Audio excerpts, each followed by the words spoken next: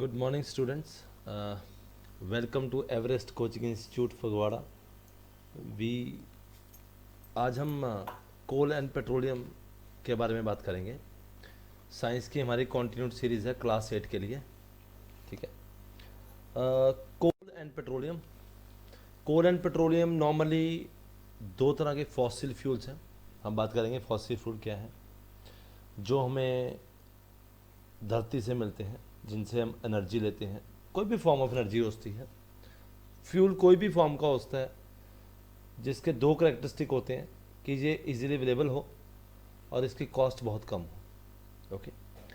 फिर हम बात करेंगे बेसिक की काइंड ऑफ रिसोर्सेज. दो तरह के हैं. One is inexhaustible, one is exhaustible. Inexhaustible का मतलब वो रिसोर्सेज जो कभी ख़त्म नहीं होते. They can never be exhausted by any human activity. And inexhaustible is which has limited things on the earth which might get what? Exhausted. जैसे जिस डेफिनेशन में लिखा हुआ है, इनएग्जॉस्टेबल नेचुरल सोर्सेज वो हैं जो अवेलेबल हैं अनलिमिटेड क्वांटिटी में और can not be exhausted by human activity. They are also known as renewal forms of energy, जैसे विंड, जियोथर्मल एनर्जी. ठीक है. हवा, विंड एनर्जी, जिससे हम अपने घर की चीज़ें चलाते हैं. एग्जॉस्टेबल का मतलब है जो लिमिटेड क्वांटिटी में है और वो ह्यूमन एक्शन से वो ख़त्म भी होती हैं, जैसे कोल, पेट्रोलियम प्रोडक्ट्स और नेचुरल गैस वगैरह. There are some exhaustible resources like coal, petroleum and natural gas which are derived from dead remains of living organisms. These are called as fossil water fuels. आगे हम discussion करेंगे कि कोल और petroleum कैसे बना. सबसे पहला हमारा आज एजेंडा है वो है कोल के ऊपर, जिसको हम बात करते हैं कोयला. ये it is very hard as a stone. Normally जो कोल की लोग बात करते हैं ये भी दो तरह का होता है. एक कोक होता है, कोक, जो कि बहुत ज़्यादा हैवी पत्थर होता है. एक नॉर्मली आपने कोल देखा होगा जो आपके घर के आसपास कोई धोबी कपड़े प्रेस करता है तो वो नॉर्मल वो यूज़ करता है. जो कोक है वो इंडस्ट्री पर्पज़ के लिए यूज़ होता है, रिफाइनिंग ऑफ मेटल्स के लिए. उसकी डेंसिटी बहुत ज़्यादा होती है. और जो कोल है जिसको हम चारकोल बोलते हैं वो नॉर्मली बहुत हल्का है और नॉर्मली उसको हीट करने के लिए काम आता है तंदूर वगैरह में. Okay. Coal is one of the fuels use to cook coal. Okay.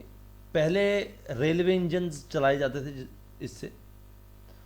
Railway engine में वो पानी गर्म करते थे और पानी से एनर्जी प्रोड्यूस होती थी. उस एनर्जी से पिस्टन को पुश किया जाता था. It is also use in thermal power plants to produce electricity.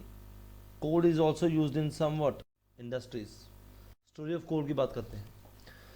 Story क्या है कि कोल कैसे बना, कि आज से कोई लाखों करोड़ों साल पहले, हो सकता है लाखों करोड़ों साल पहले, धरती में, अर्थ के क्रस्ट में, सरफेस पे कोई बहुत सारी वेजिटेशन होगी. ठीक है. कोई नेचुरल कैलेमिटी आई होगी उस टाइम, कोई भी, जैसे सुनामी, फ्लड, या कोई वॉल्केनो इरप्ट हुआ होगा, कुछ भी होता है. तो जो भी एनिमल्स थे या वेजिटेबल क्रॉप थी वो सारी दब गई धरती में. अब धीरे धीरे वो प्रेशर पड़ते पड़ते नीचे जाती रही और उसके ऊपर मिट्टी आती रही और वो कंप्रेस होती रही. जैसे जैसे टेम्परेचर बढ़ा वो और नीचे जाती रही और डीपर होती रही. धीरे धीरे वो स्लो प्रोसेस से, जिसमें टेम्परेचर और हाई प्रेशर के दौरान वो कोयले में कन्वर्ट हो गई. इसकी बेस्ट एग्जांपल है, आपने अपने घर के सामने कोई खाली जगह थी, वहाँ कोई लकड़ी का टुकड़ा फेंका, आपने फेंक दिया. हो सकता है आपने जब थोड़ी देर बाद लकड़ी का, काफ़ी महीनों बाद लकड़ी का टुकड़ा निकाला, आपने देखा कि उसके ऊपर थोड़ी सी मिट्टी जम गई है और उसका कलर भी क्या हो गया है, थोड़ा सा चेंज हुआ होगा, ज़्यादा नहीं. तो that is what it is. It means कि वो जो पार्ट था प्लांट का या वुड का पीस था, वो डिकम्पोज होना शुरू हो गया है। तो वो प्रोसेस है, this process takes millions of years to get converted into what, coal. ऐसा नहीं है मैंने एक पेड़ दबा दिया और बोल दिया उसको, नहीं, we need lot of things, बहुत ज़्यादा चाहिए, ठीक है। As coal is mainly carbon, the slow process of conversion of dead vegetation into coal is called as carbonization, ठीक है। बड़ा स्लो प्रोसेस है, इस प्रोसेस को हम कार्बनाइजेशन बोलते हैं। Since coal is formed from the remains of vegetations, it is also called as fossil fuels. जब कोयले को गर्म किया जाता है ऑक्सीजन के प्रेजेंस में, उसमें से गैस निकलती है, उसको हम बोलते हैं कार्बन डाइऑक्साइड गैस। एक बात और देखने की है, कई बार आप देखते होंगे कि विंटर्स के दौरान लोग घरों के अंदर एक अंगीठी सी लगा के रख लेते हैं, उसके अंदर कोयला चलाते हैं। अगर आपने घर के अंदर चला लिया तो वो कार्बन मोनोऑक्साइड गैस प्रोड्यूस करता है। Carbon monoxide gas is very dangerous, वो हमारे ब्लड की होमोग्लोबिन एब्जॉर्बिंग कैपेसिटी ख़त्म कर देता है, and it can be deadly also because it is poisonous in nature, ठीक है जी। अब कोयल भी प्रोसेस किया जाता है to get products like coke, coal tar and what, coke gas. अब हम बात करेंगे प्रोडक्ट्स ऑफ कोल के ऊपर। 3 तरह के प्रोडक्ट्स की बात करेंगे हम, कोक, कोल टार और कोल गैस। कोक, जैसे कि फोटोग्राफ में आपको दिख रहा है, it is tough, porous and black substance, okay. It is one of the purest form of carbon, इसमें सबसे ज्यादा कैलोरीफिक वैल्यू है। कार्बन की किसी भी चीज में देखें, इसमें सबसे ज्यादा कैलोरीफिक वैल्यू है कि अगर मैंने 1 किलोग्राम ऑफ कोल या कोक को जलाया तो कोक से मेरे को ज्यादा एनर्जी मिलेगी, हीट एनर्जी।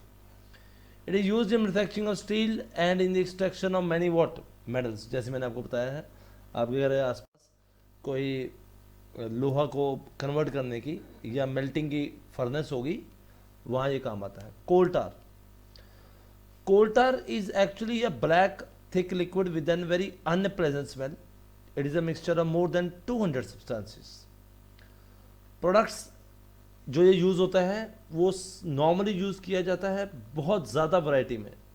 सिंथेटिक डाई बनाने के काम आता है, ड्रग्स, एक्सप्लोसिव्स, फोटोग्राफिक मटेरियल्स, और जो नेफ्थलीन की बॉल्स आप घर में यूज़ करते हैं जिसको बोलते हैं फनाइल की बॉल्स, वो भी कोल टार से बनाई जाती हैं, ओके। कोल गैस एक ऐसी गैस है जहाँ पे मुझे लगता है कि coal may not be able to give me so much of energy, तो मैं कोल को प्रोसेस कर कर कोल से क्या बनाऊंगा, कोल गैस, ठीक है। और ये फ्यूल यूज होता है बहुत ज़्यादा इंडस्ट्रीज में। तो जो हमने डिस्कशन किया अभी, ये सारा कुछ आपके आसपास है।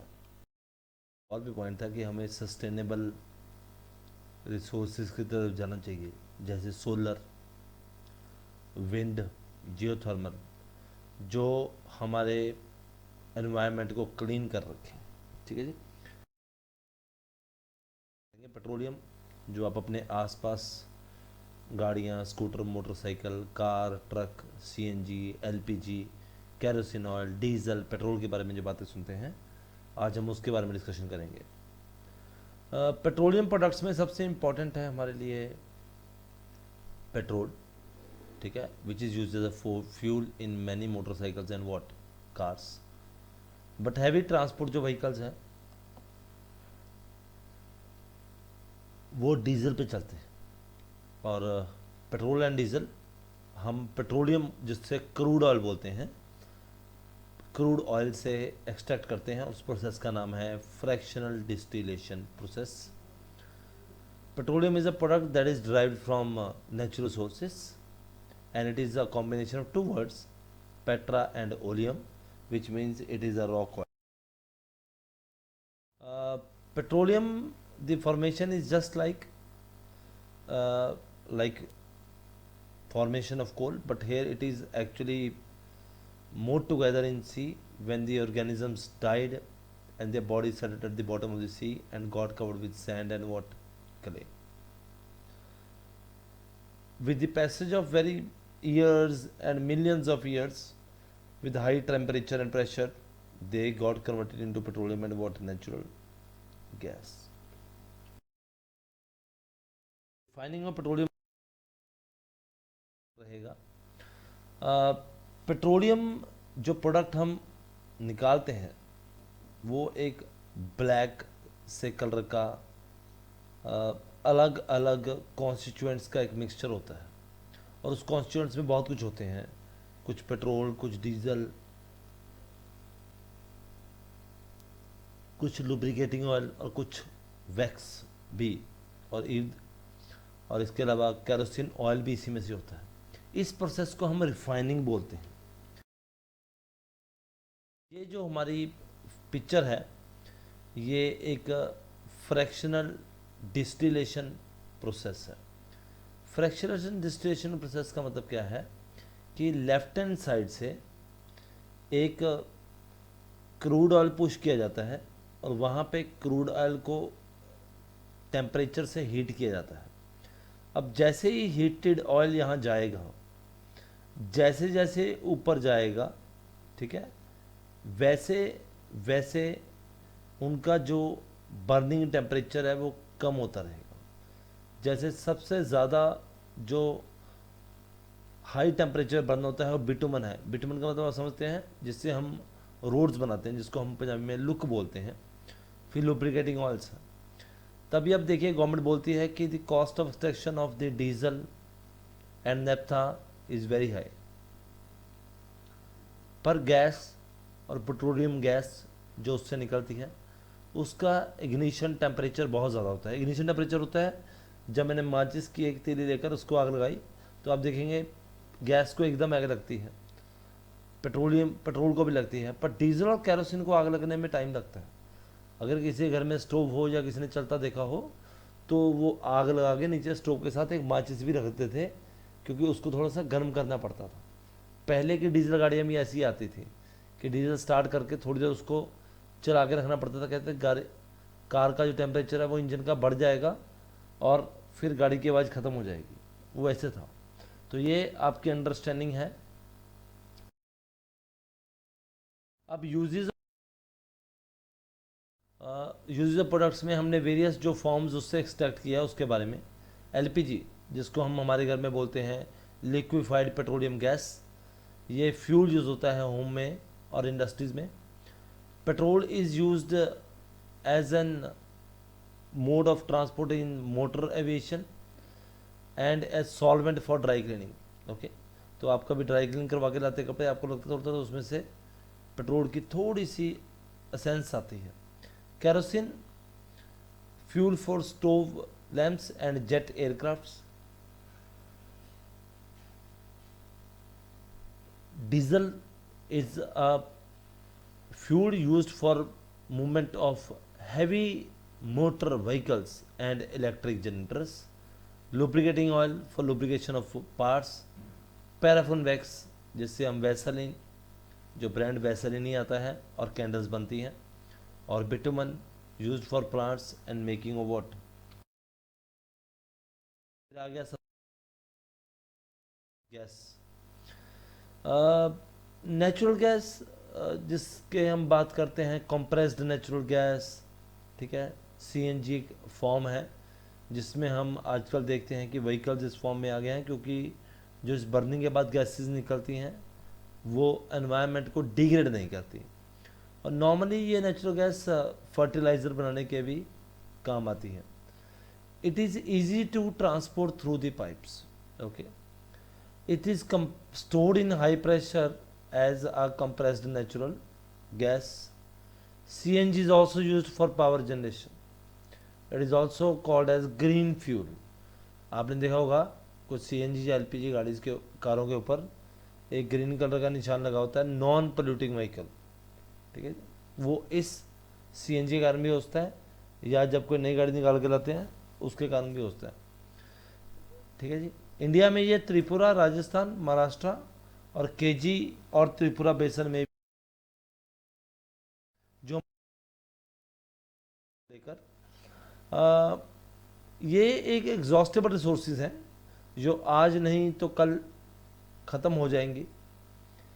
इंडिया में पीसीआर है, जिसको बोलते हैं petroleum conservation research association, advice करती है लोगों को पेट्रोल और डीजल कैसे बचाना है, और एक कांस्टेंट स्पीड पे चलाना चाहिए हमें व्हीकल, अननेसेसरी उसको एक्सेलरेशन नहीं देना चाहिए। ट्रैफिक लाइट्स पे भी लिखा होता है कि अगर आप 60 सेकंड से ज़्यादा गाड़ी खड़ी करते हैं तो उसको बंद कर दीजिए। आपके गाड़ी के टायर का प्रेशर एडिक्वेट होना चाहिए, आप मेंटेनेंस रखेंगे जिससे पेट्रोल क्या है, कम रहेगी। होप आपको चैप्टर समझ आ गया होगा। Wishing you a very happy learning from Everest Coaching Institute.